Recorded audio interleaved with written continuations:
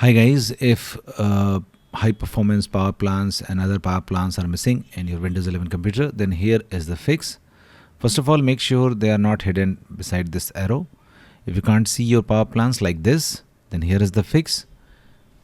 What you have to do, you have to just search cmd or terminal and now click on run as administrator.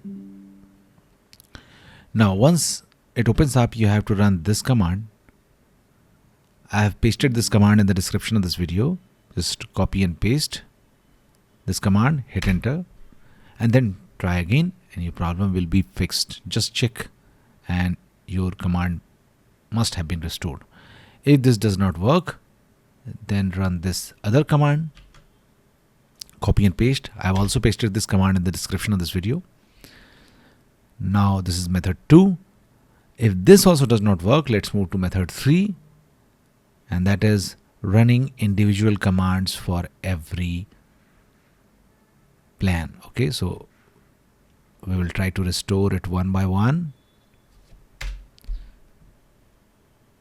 Just keep copying and pasting each plan whichever is missing. Okay, I've given all the power plans code, and once it's done, try again and your problem will be fixed.